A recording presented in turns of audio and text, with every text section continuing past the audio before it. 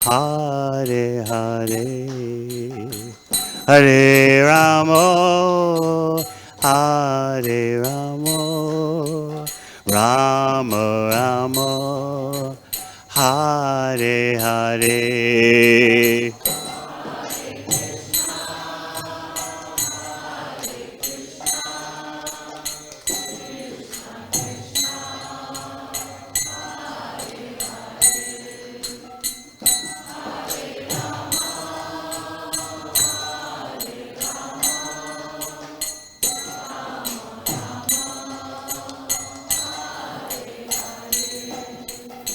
Hare Krishna, Hare Krishna, Krishna Krishna, Hare Hare, Hare Ramo, Hare Ramo, Rama Rama, Hare Hare, Hare Krishna.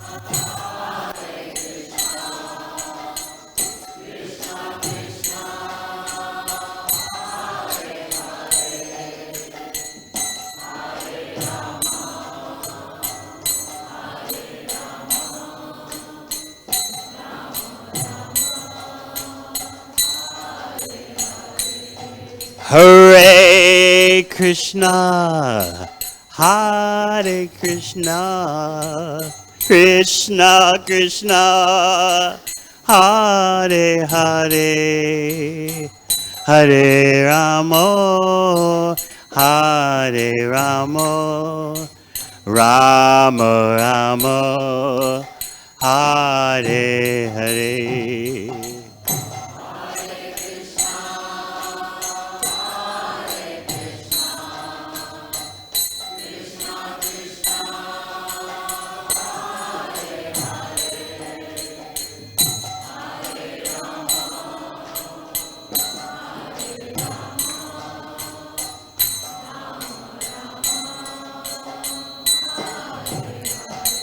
Hare Krishna, Hare Krishna, Krishna Krishna, Hare Hare, Hare Ramo, Hare Ramo, Rama Rama, Hare Hare.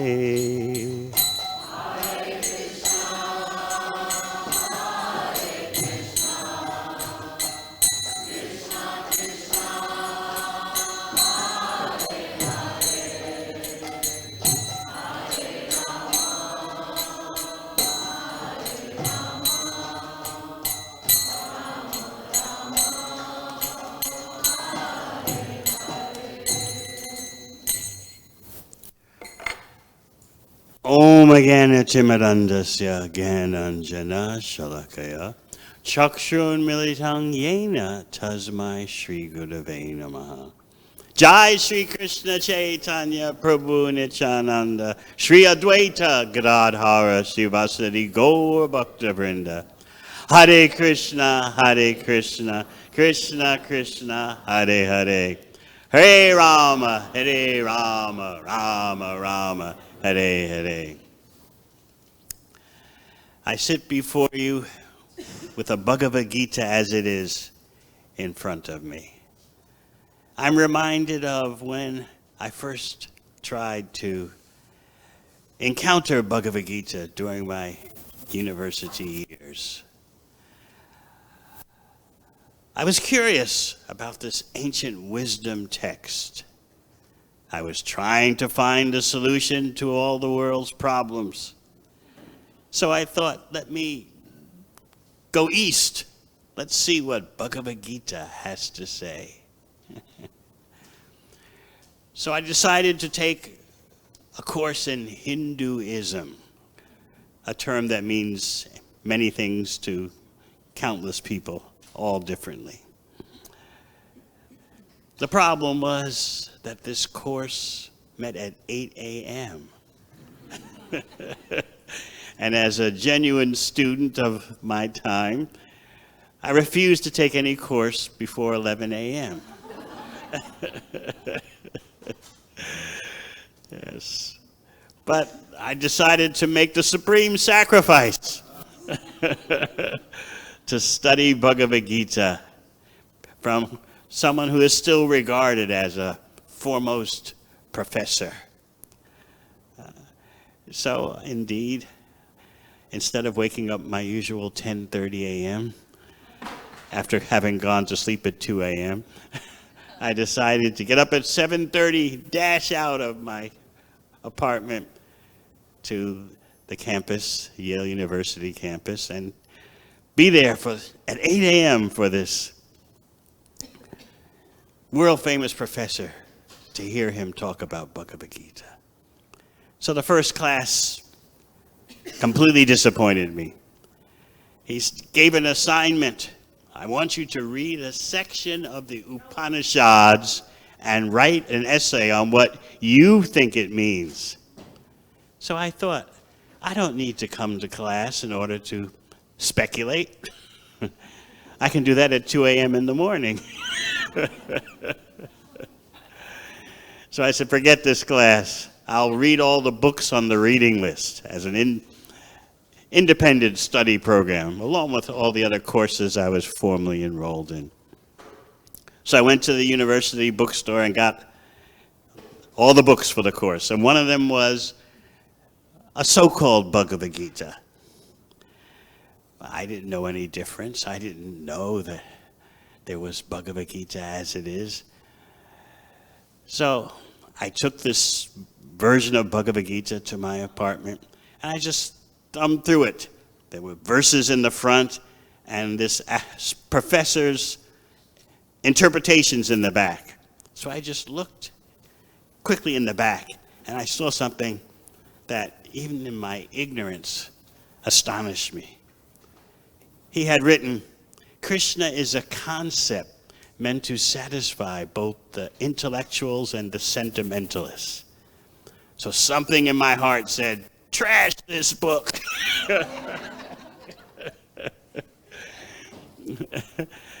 I responded through the typical student consciousness of the 70s. I said, this book is ruined by a colonizer imperialist. One day I'll find a real native translation of this book. So I just chucked it in the rubbish bin. Shortly thereafter, I came upon Bhagavad Gita as it is. And that's when life really began. So, of course, I can never repay my debt to Srila Prabhupada, who pointed out so dramatically that Bhagavad Gita is not a treatise meant for the mental speculators, the metaphysical speculators. Actually, I don't know how many of you know this, but Bhagavad Gita is meant for the chief executives, who are all expected to be yogis, masters of their mind and senses, situated beyond the grip of the illusory energy. Where do you find political leaders like that today? No matter what brand, no matter of what stripe, where are those who are the master of their mind and senses? So Krishna explains in the very beginning of Bhagavad Gita, chapter 4, Evam parampara praptam imam rajasayo vidu. This knowledge of Bhagavad Gita is passed down through a chain, and the saintly heads of state understood it in that way. Now you may recall, those of you who have read Bhagavad Gita, that in chapter 1, Krishna begins dealing with Arjuna, and that escalates in chapter 2, where Krishna says, you don't know what you're talking about. You're supposed to be a member of the advanced sector of society, and you're talking so unintelligently. you're putting body identification as the primary concern in life. So much so that you're neglecting your material duty and you're neglecting your spiritual duty. Bhakti yogis understand that Arjuna was putting forward his bodily affairs ahead of his relationship with Krishna on the spiritual platform. So right away, Krishna begins to instruct him that anyone who identifies the body as the self is in complete illusion, and they've missed the point of life. I often point out, you can go to so many temples, churches, mosques, synagogues, and where do you hear, as soon as you walk in the door, you're not the body? This is Srila Prabhupada's great contribution, one of unlimited contributions, that he put everything right on the table in front of you. So Krishna explains that the chief executives of society, they're supposed to know this. Otherwise, how can they protect the people? Now you might think, and indeed you're right, that protecting the people means so there's no danger from criminal elements. Yes, a genuine leader as described in the Bhakti Yoga texts, in Bhagavad Gita, Srimad Bhagavatam, has that portfolio to make sure that nefarious elements do not upset society. But protection, as defined in Bhagavad Gita and Srimad Bhagavatam, goes much deeper than just curbing down the bad elements. It involves protecting the people from lust and greed. Now, how many of you would think to approach whatever political candidate has fascinated your temporary attention? How many of you would think to ask, can you protect me from lust and greed? People would think, in fact, you're my political leader, you should help me lust more and be more greedy. People cannot understand what is the real enemy. What is the real criminal at work?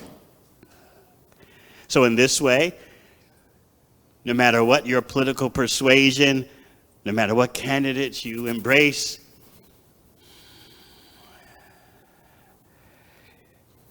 you're basically subjecting yourself to illusion.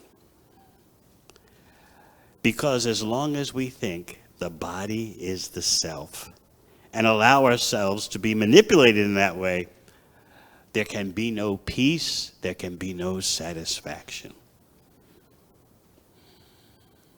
So Krishna, right from the very beginning of Bhagavad Gita, although Bhagavad Gita is spoken on a battlefield, Krishna is giving the greatest peace formula.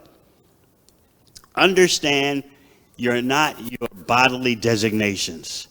This is shocking for many people today. We think we're so progressive. We think we've made such advancement. But when it comes to reality, understanding that we're different from matter, people are failing miserably. In fact, they go the opposite. They embrace their bodily designations as their life and soul. Whatever your perceived ethnicity is, whatever your gender preference or gender identification is, whatever your nationality is, that is number one. And if you dare think you have a spiritual existence, that's way in the back seat. In the front seat of the car is your bodily designation. And the more bodily designations you have, the better. I know there's one devotee, he preaches at State College, Pennsylvania, where the Penn State University is. He does his outreach there. And he tells me there are 50,000 students there, how they are so attached to whatever body identification they have. Well, I'm of this ethnicity. You should know about that. I'm of this gender preference. You should know about that. In other words, the more bodily identifications, known in Sanskrit as upadi, that you have, the more rich and wealthy your life is supposed to be, the more full your life is supposed to be. So you're supposed to parade whatever bodily identification you have, whatever upadi. And what do the Bhakti Yoga texts say? Sarvupadi vinir muktam tatparatvaina nirmalam. What bhakti does is cleanses you of upadis, bodily designations. But here we are parading them as if this is the essence, this is fundamental, this is what matters, my bodily designations. And by parading my bodily designations, there'll be peace, individually, and there'll be world peace also. Impossible. Because as long as we embrace illusion, there'll be nothing but turbulence. Illusion breeds more illusion. So this devotee who does outreach at Penn State, he tells the students when they come and brandish their upadis, don't you know, I'm of this ethnicity, or I'm of that gender preference. He says, let me tell you. He says, my mother is African American and Navajo Indian. My father is Syrian. My wife is German, but a Kazakh citizen. And the people look at him like, wow.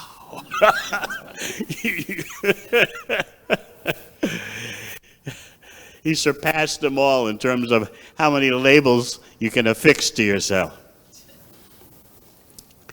So Bhagavad Gita will teach you that the chief executives, the heads of state, are supposed to protect people from illusion. And illusion is most grossly present as lust and greed. I like what Srila Prabhupada explained about economic growth. And it's very deep if you would dare to think about it. He says that economic growth is lust on a systematic, organized scale. You take the individual lusts and you multiply them as a society, and that's economic growth. And you can see this is what's so perilous today. Everyone knows that human society cannot go on treating the environment as it's doing.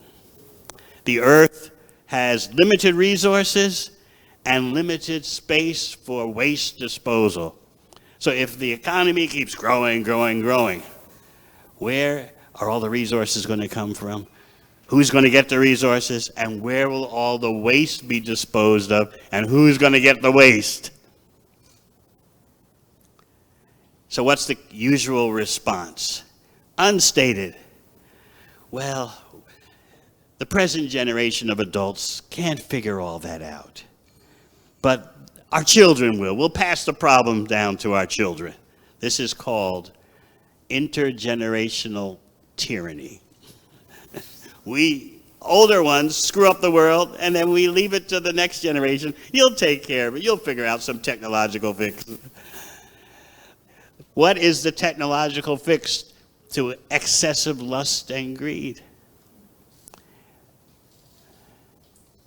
No one knows how to control their senses, and therefore no one is satisfied.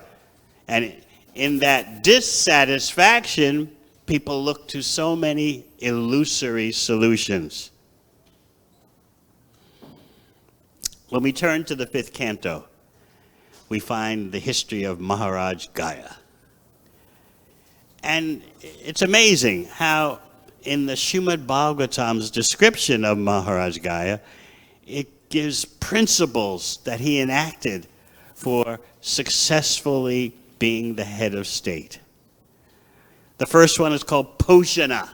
It's amazing that there's Sanskrit terminology for all the elements demonstrated by a real head of state. Poshana means protecting. He protects the people from criminal elements. He protects them from hunger. He protects them from any kind of material instability. That's Poshana. And then Prinana. He knows how to gather the citizens and give them gifts. You see, according to the Vedic system, the head of state can levy taxes, yes, but the head of state then, depending on how good the people are, how pious people are, whether they have good karma or bad karma, the head of state gets 1/6 of the good karma of the people or 1/6 of the bad karma of all the people. So what's the population of the USA? All right, so just think, I don't know how much good karma is going on. So whoever your leader will be, he gets 1/6 of your, well, here our audience, I'm sure, is generating more than good karma, but you're not all of the USA. So 1/6 of the bad karma. When you think about it, every year in the USA, 33 million cows are killed every year. 9 billion chickens are killed every year. 120 million pigs are killed a year. And there are 1,000, in this country, there are 1,000 slaughterhouses. An easy amount to calculate because every slaughterhouse has to be licensed by the federal government. 1,000. That's a lot of bad karma to be distributed. So Maharaj Gaya, he demonstrated the principle of Poshana, protecting the people from criminal elements who would commit violence against human beings as well as animals. Because in the Bhakti Yoga wisdom, animals are considered citizens of the country just as human beings are. There's the term, the precise Sanskrit term, praja, which means all the residents of a particular tract of land, not just the human beings, but all living entities, not just the ones who hold passports, but all creatures. They are citizens and are entitled to protection by the head of state. So Maharaj Gaya, you can read this in the 5th canto. I hope that one day everyone here will have their own set of Srimad Bhagavatam. So Maharaj Gaya protected the citizens from hunger. He protected them from bad elements. And then we were talking about Prinana. He would give gifts to encourage the citizens. How did he have the wealth in order to give gifts? By levying taxes.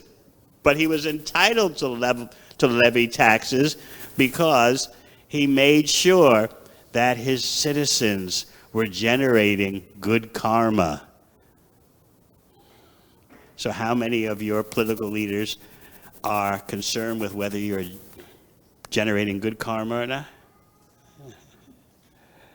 So what else did he do? Upalavana. He would gather them and treat them just like his family members and speak sweet, encouraging words. I don't know if the politicians today even worry about speaking sweet words. Generally, it's how to stir you up. We can talk more about that briefly. And finally, Anushasana. Maharaj Gaya would have meetings with the citizens and instruct them in how to have high qualities, how to reach a higher standard of behavior.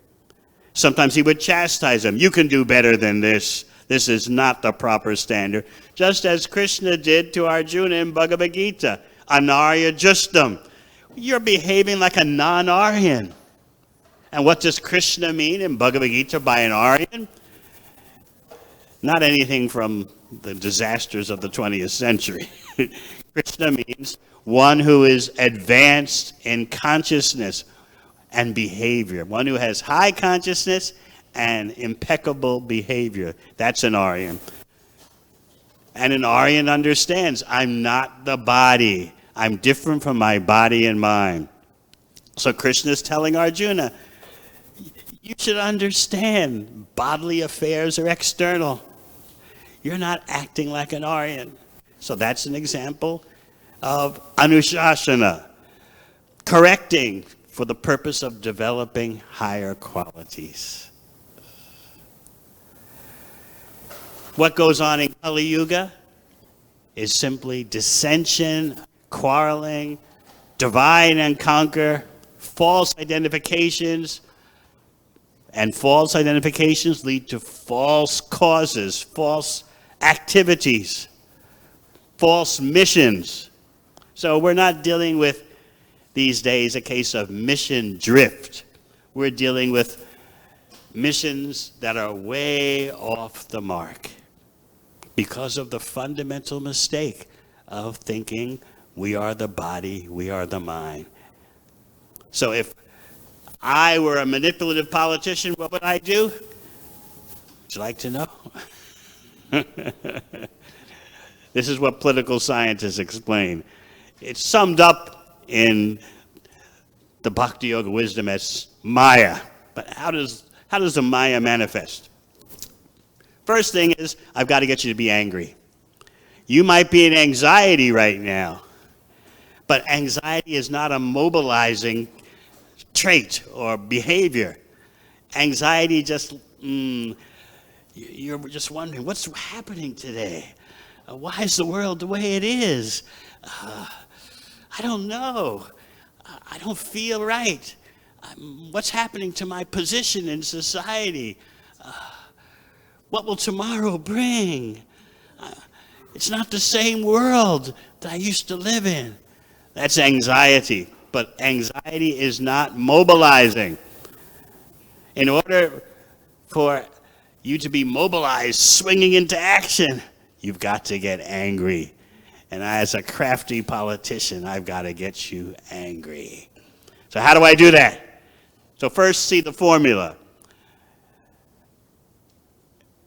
First, there is body identification. I've got to get you to become fired up about whatever upadi, whatever bodily identification you think you are. You are a this. Oh, really? Yeah. And why are you having anxiety? Because of the other group. And so, the strong body identification, the so-called unity that brings about, which is only temporary, by the way. But anyway, it feels so good for the moment. I'm this ethnicity, that's me. I'm of these people. I'm of this skin. I'm of this nationality, that's me. Once you get that strong bodily identification and the so-called unity that it brings, the next step is an identifiable threat. Oh, really? Now I know where my problems are coming from. It's because of too many of these types, too many of those types. And then you've got action.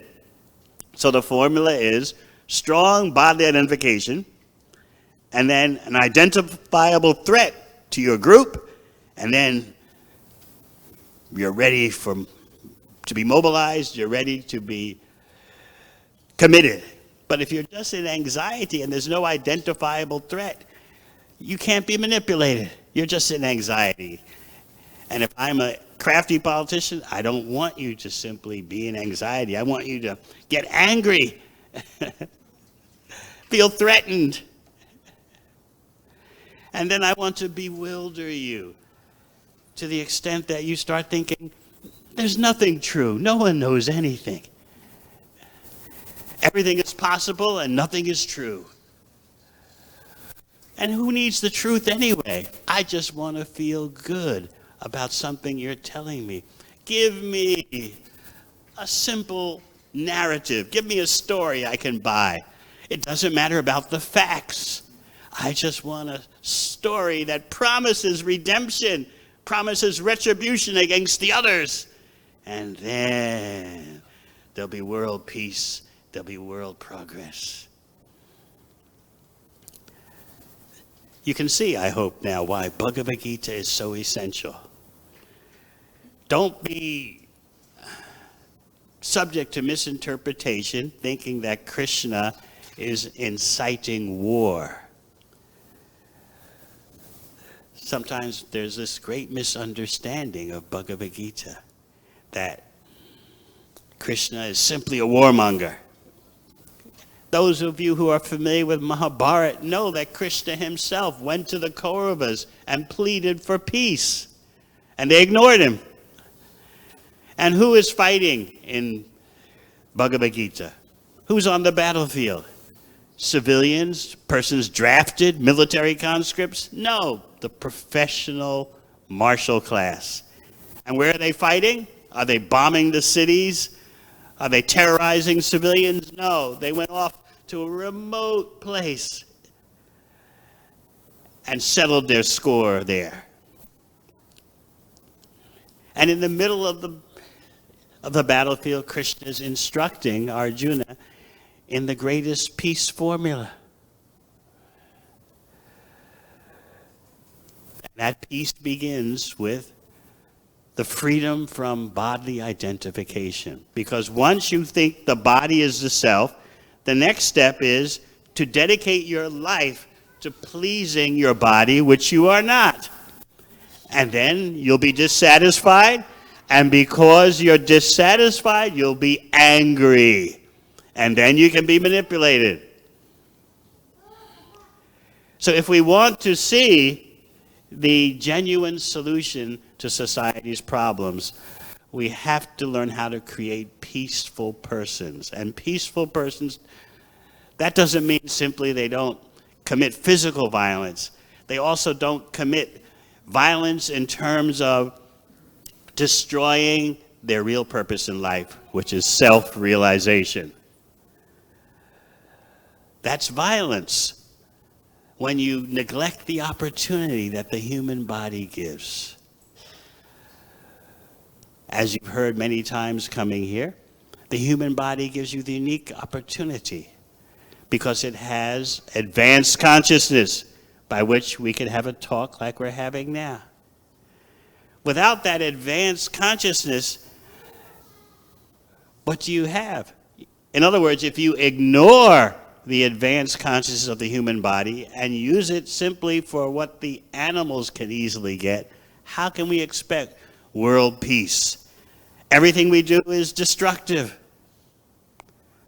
And you can see that human beings today, they don't know how to live properly with nature and with themselves.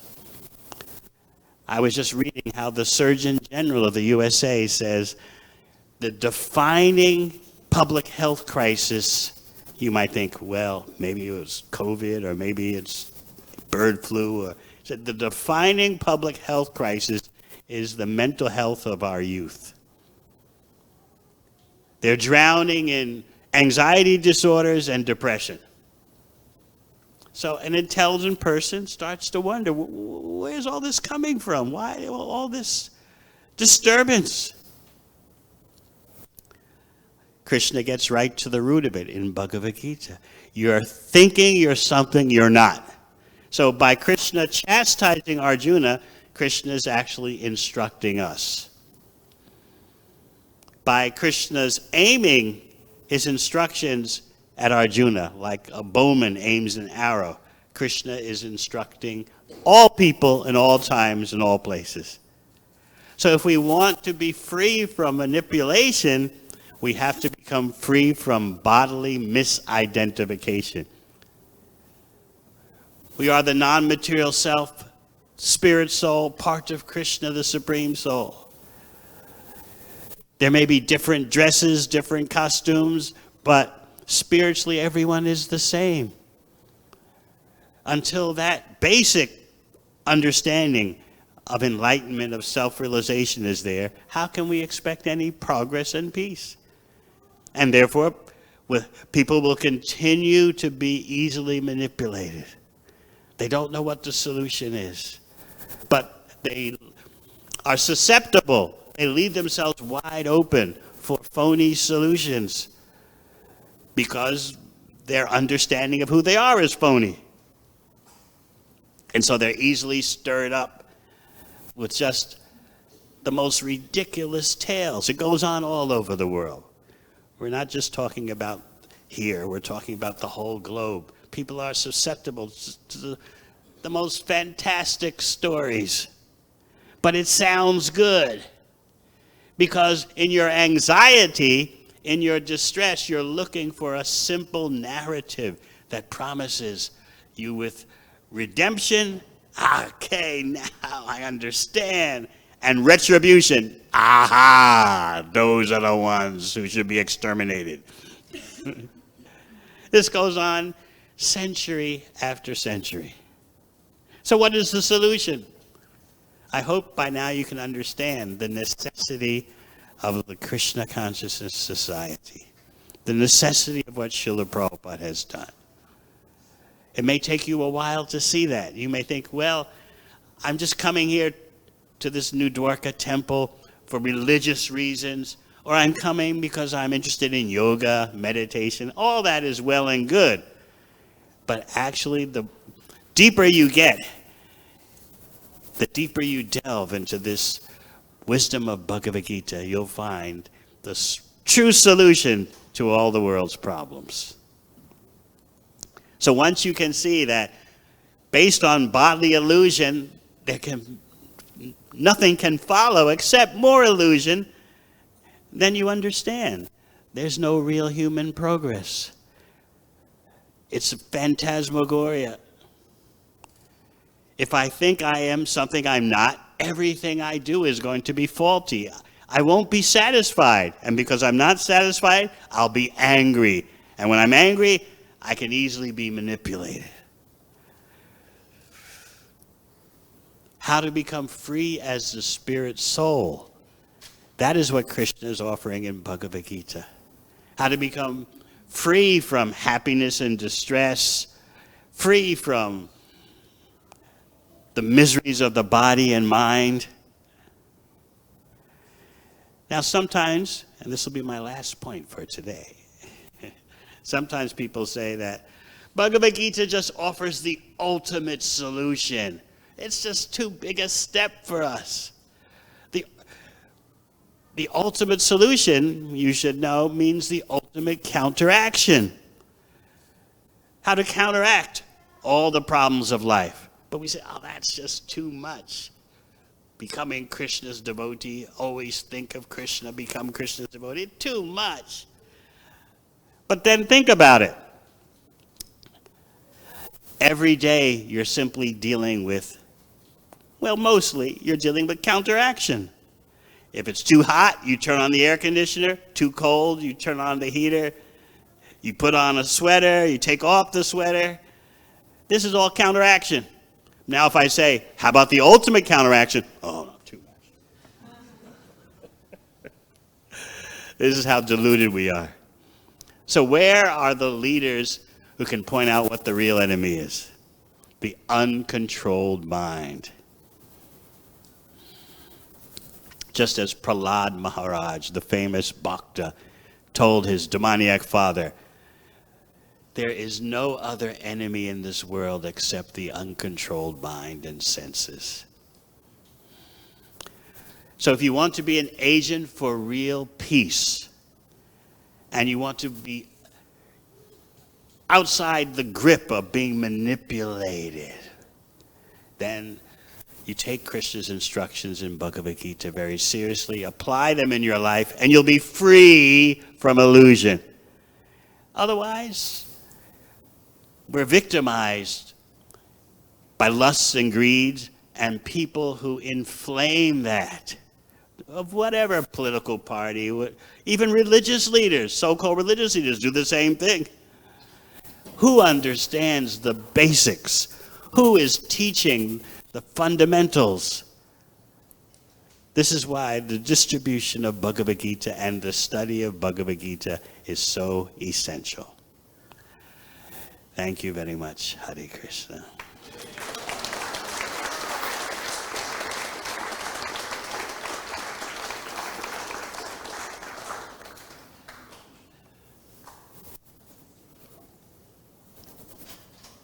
Should we take any questions? All right. Questions? So remember the formula. Strong body identification, and then a perceived threat to your group, and then you're angry, and you're ready to be bewildered and manipulated. Yes.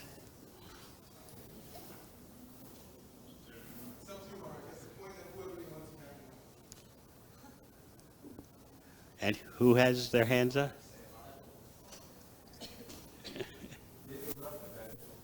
You can pick them. You know.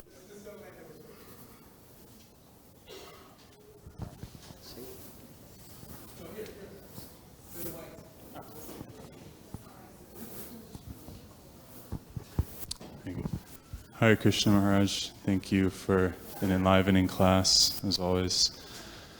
So I was thinking when you were talking about politicians, how their solution is generally just to come up with better policies, right, and try to convince people, I have the solution set, right? Whereas the spiritualist, as you were giving the example of Maharaj Gaya, is trying to make better people. So often when we're seeking to apply spiritual values in meeting those who are operating on this illusory platform, we often also slip into trying to present better policies to them. Oh, you just need to change this and this. So how can we sort of shift our mindset into cultivating better people? First of all, we need to know what the proper standard is. That's why we read Srimad Bhagavatam, we read about Maharaj Gaya. If we hadn't read about it, we'd think, oh, the way it is now is always the way it's been. Can't get any better than that. But once you are aware of the higher standard, then you can recognize, as Srimad Bhagavatam says right in the first verse of the first canto, separating reality from illusion for the welfare of all. This is the mandate of the Krishna Bhakta. Politicians like to talk about mandates. I've got a mandate from the people. Well, Bhagavatam gives you the real mandate. You have the human form of life, you must become Krishna conscious. Separating reality from illusion for the welfare of all. That's the first verse of Srimad Bhagavatam. And what is Krishna doing, as we tried to point out in the very beginning of Bhagavad Gita? Krishna is pointing out the fundamental error upon which all the other errors are built. So if you understand Bhagavad Gita, you won't be manipulated. You won't waste your life with external so-called solutions, which, as Prahlad Maharaj points out in the 7th canto of Bhagavatam, the so-called solutions are often worse than the problem they're meant to solve. So let's use our energies to get to the core problem. There may be this good idea, that good idea on the relative plane, but unless you get to the root of the problem, what's solved today again becomes a problem tomorrow. Or you're transferring, as Srila Prabhupada would often explain, you're transferring the burden from the right shoulder to the left shoulder. A progress. Well, what about taking away your burden completely? Too much. Anything else? Hare Krishna Maharaj. Hare Krishna. Hare Krishna. My question is, because the Krishna consciousness movement is a missionary society, generally the people that are coming into it are just fresh from the society of this kind of group identification. So sometimes the momentum of that can carry into a spiritual organization and we can fall victim to that same disease. So how do we remain transcendental to that conception while remaining in a spiritual organization? In a hospital, what do you have? You have persons who are ill. Sometimes the ill persons don't take their medicine properly. So the doctors have to double down and make sure that everyone's following the proper diet. That means getting the proper therapy, which is chanting Hare Krishna, hearing Srimad Bhagavatam, worshiping the deity. I understand what you're trying to say. I have, for example, disciples on the other side of the world. Their father is Russian, their mother is Ukrainian. It's a mess. And sometimes as devotees, one will embrace a certain bodily designation and get very enthusiastic about it, forgetting what Krishna has taught in Bhagavad Gita. So we need some real brahmanas, those who are wise, to correct such a situation. The bodily concept of life is so inviting, isn't it? It seems to make everything so simple. I'm of this body, you're that body. Actually, if you know anything about the DNA of the USA, it's all mixed up. But people just judge by, well, what do you look like? You look like one of those, okay. And you look like one of those, okay. But you look at the DNA and there's all sorts of stuff going on. All kinds of mixtures of European, Native American, African. It's all mixed up. So this bodily platform is crazy. But we, as residents of Kali Yuga, try to make sense out of it all. Krishna just cuts to the chase and says, Arjuna, you're speaking like you're intelligent, but you're actually a fool. So I began our discussion by referring to Bhagavad Gita, my quest for a real Bhagavad Gita, and my gratitude to Srila Prabhupada for giving us a real Bhagavad Gita as it is. Hare Krishna.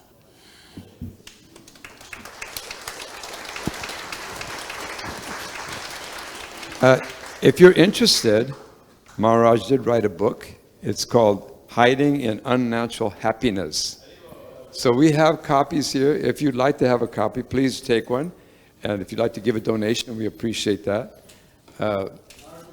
Yeah, Maharaj can sit here for a few minutes and sign those people that would like one. So please come forward and take a book. Thank you. By the way, it's one of our best sellers at our universities. We have devotees going into universities. We have book tables, and this is on the book table, and it's very popular. Thank you.